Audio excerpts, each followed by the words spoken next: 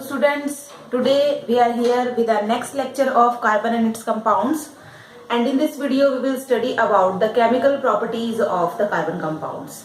ठीक है, पिछले वीडियोस में कार्बन कंपाउंड्स का नॉमेनक्लेचर, देन फ्रेऑन्स का नॉमेनक्लेचर, काफी कुछ हम इस चैप्टर में पढ़ चुके हैं, काफी इंपॉर्टेंट पार्ट हमने कवर अप कर लिया है. Now the chemical properties of the carbon compounds, थोड़ा सा पोर्शन इस चैप्टर का और हमारे पास बचा हुआ है तो उसको हम कंप्लीट करेंगे. कार्बन कंपाउंड्स की जो केमिकल प्रॉपर्टीज है इनमें बेसिकली हम 4 इंपॉर्टेंट प्रॉपर्टीज के बारे में स्टडी करेंगे. That is combustion reaction, oxidation reaction, addition reaction and substitution reaction. Clear? These are the important 4 properties of the carbon compounds.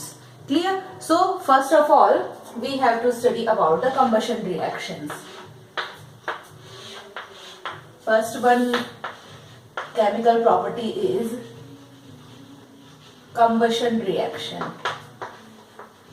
We know that most of the carbon compounds are act as fuel, or most of the fuels which are used in our daily life, they are carbon compounds.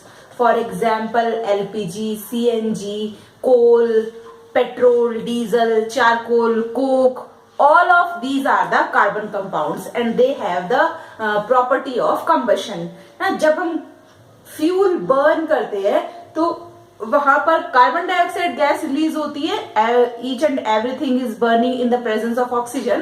तो यहाँ पर oxygen की presence में जैसे ही fuel burn होता है तो हमारे पास कार्बन डाइऑक्साइड गैस प्रोड्यूस होती है, साथ में हीट एंड लाइट भी प्रोड्यूस होती है. Here I am writing some reactions.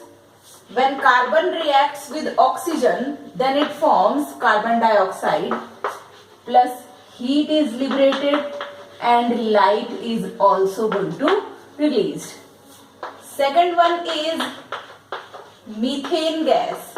ठीक है, methane is the important constituent of the biogas. ठीक है, तो मीथेन का यूज हम एज अ फ्यूल करते हैं. When methane is going to burn, then it forms carbon dioxide gas, water, heat and light is also going to released. Third one is one more important fuel, that is CH3CH2OH. It is ethanol, 2 carbon and 5 hydrogen plus OH group. It is ethanol. When ethanol is going to burn in the presence of oxygen, then it also forms carbon dioxide gas, water, heat and light. It means the carbon containing fuel is going to burn. है ना? ऐसा नहीं है कि सारे fuels में carbon present होता है, but most of the fuels are carbon compounds. ठीक है, मैक्सिमम हम कह सकते हैं काफी सारे फ्यूल्स जो है वो कार्बन कंपाउंड्स होते हैं, और ये जब बर्न होते हैं तो carbon dioxide, water, light and heat release करते हैं. क्लियर? जब कोई भी चीज से लाइट रिलीज होती है, फ्यूल बर्न होता है, तो हमें वहां पे फ्लेम भी देखने को मिलती है. ठीक है, तो यहाँ पे हम फ्लेम के बारे में थोड़ा सा डिस्कस करेंगे. जो फ्लेम यहाँ से निकलती है, किसी भी फ्यूल के बर्न होने से जो फ्लेम निकलती है, that flame is mainly of 2 colours. ठीक है, ये फ्लेम या तो हमारे पास येलो कलर की हो सकती है, येलो और ऑरेंजिश इन कलर, या फिर ये हमारे पास ब्लू कलर की होती है.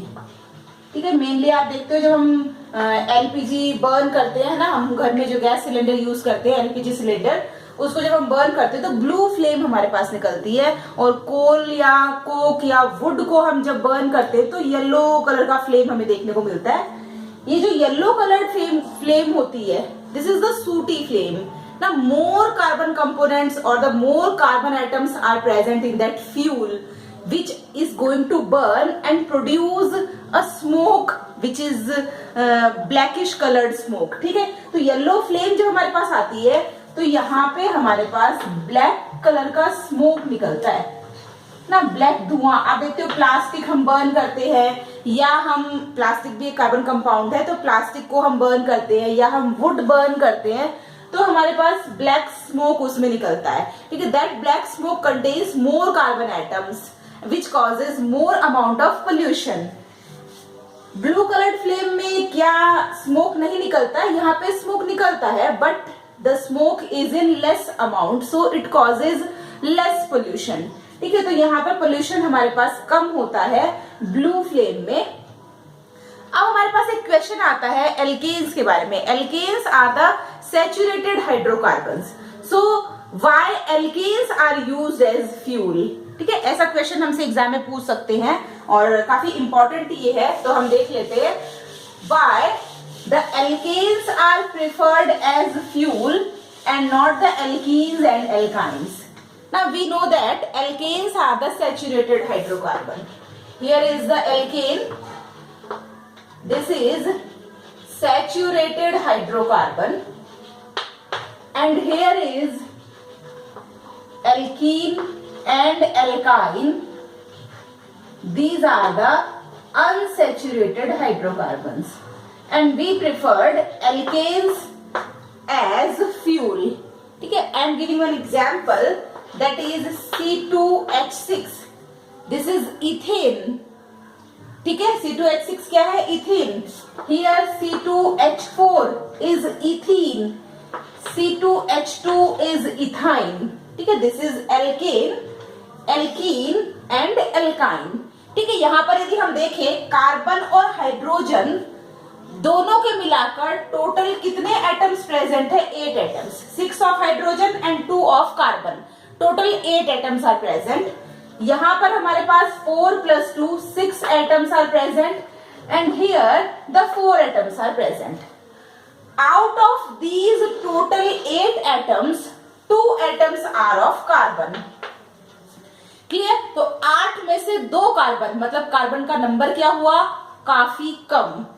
जितना कम कार्बन उतना अच्छा फ्यूल, क्योंकि हमें पता है जितना ज्यादा कार्बन होगा उतना ज्यादा ब्लैक स्मोक रिलीज होगा, और ब्लैक स्मोक रिलीज होगा तो उतना ज्यादा पोल्यूशन हमारे पास होगा। तो यहाँ पर कार्बन का नंबर क्या है? कम है। कार्बन का नंबर कम है, it means it is a good fuel. यहाँ पर टोटल 6 में से 2 कार्बन, ठीक है, टोटल 6 था, 6 में से 2 कार्बन, और यहाँ पर 4 में से 2 carbon, it means 50-50%। 50% carbon is there and 50% hydrogen is there. ठीक है, तो यहाँ पर जब एल्काइंस को यदि हम एज अ फ्यूल यूज करते हैं तो वहां पर हमें ज्यादा अमाउंट में ब्लैक स्मोक देखने को मिलता है। In case of alkenes also black smoke is there, that's why the unsaturated hydrocarbons are not used as fuel, alkanes are used as fuel because here the number of carbon atom is less.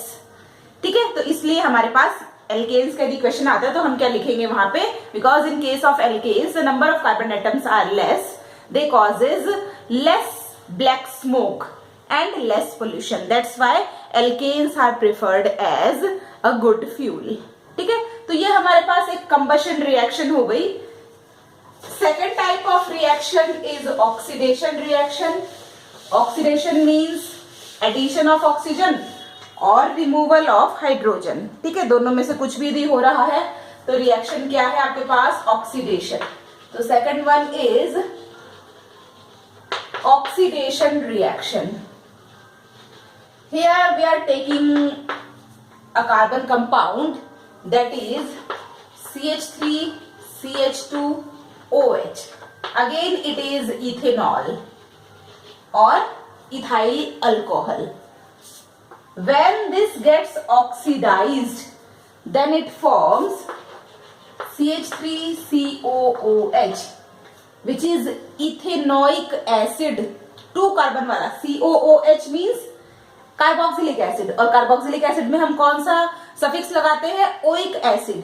ये 2 carbon वाला हमारे पास carboxylic acid है, और 2 carbon वाला क्या होगा? Ethanoic acid. So it is ethanoic acid ना, हम इसे एसिटिक एसिड भी कह सकते हैं क्योंकि CH3COH एसिटिक एसिड भी है, but it's IUPAC name is ethanoic acid. The reaction is going to take place in the presence of an oxidizing agent, and the oxidizing agent may be alkaline KMnO4 plus heat। ठीक है, या तो हम इसमें alkaline KMnO4 means potassium permanganate को हम इसमें add करें और हीट करें, या फिर हम इसमें एक और ऑक्सीडाइजिंग एजेंट यूज कर सकते हैं, that is acidified K2Cr2O7 plus फिर हम इसे हीट करें। ठीक है, K2Cr2O7 means potassium dichromate, that is also an oxidising agent. So both of these are the oxidising agents. दोनों में से हम कुछ भी यूज कर सकते हैं, और जब हम इथेनॉल को इनके साथ रिएक्ट करवाएंगे तो हमारे पास क्या होगा, ethanol gets oxidised in the form of ethanoic acid. Oxidising agent means जो ऑक्सीजन को देता हो, क्योंकि ऑक्सीजन ऐड होगी। यहाँ पर आप देख रहे हैं हमारे पास एक ही ऑक्सीजन है, यहाँ पे हमारे पास 2 ऑक्सीजन आ गई है। इसका मतलब इस ऑक्सीडाइजिंग एजेंट ने जिसको आपने यूज किया है, या तो आपने अल्कलाइन KMnO4 यूज किया है या फिर आपने एसिडिफाइड K2Cr2O7 यूज किया है। ठीक है, तो दोनों में से जो भी ऑक्सीडाइजिंग एजेंट हम यूज कर रहे हैं, that oxidising agent provide 1 oxygen to the compound. तो यहाँ पर एक ही ऑक्सीजन थी, यहाँ पे 2 ऑक्सीजन आ गई है, it means it gets oxidised. Clear? So this type of reaction is called as oxidation reaction. Third one is addition reaction.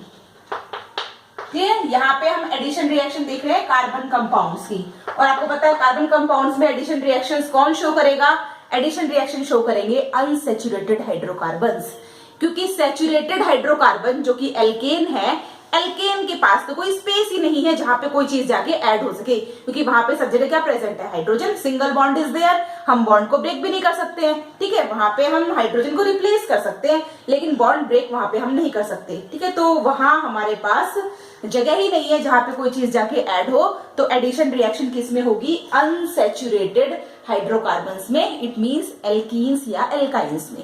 ठीक है, एल्कीन्स में हमारे पास 2 डबल बॉन्ड प्रेजेंट है, और एल्काइंस में हमारे पास ट्रिपल बॉन्ड प्रेजेंट है, तो उसको हम ब्रेक कर सकते हैं। Clear? So here is the example, C double bond C, here is the R. R means alkyl group, any alkyl group can be present here. ये जो डबल बॉन्ड है, ठीक है, तो यहाँ पर एडिशन होगा। एडिशन किस चीज का होगा, हाइड्रोजन का। फिर hydrogen is going to add here, hydrogen का एडिशन होगा, और ये डबल बॉन्ड जो है, this double bond gets break. ये वाला बॉन्ड या ये वाला बॉन्ड, कोई भी बॉन्ड इसमें से एक ब्रेक होगा, और जो हाइड्रोजन है वो हाइड्रोजन इस कार्बन के साथ और इस कार्बन के साथ आके अटैच हो जाएगी, लाइक दिस।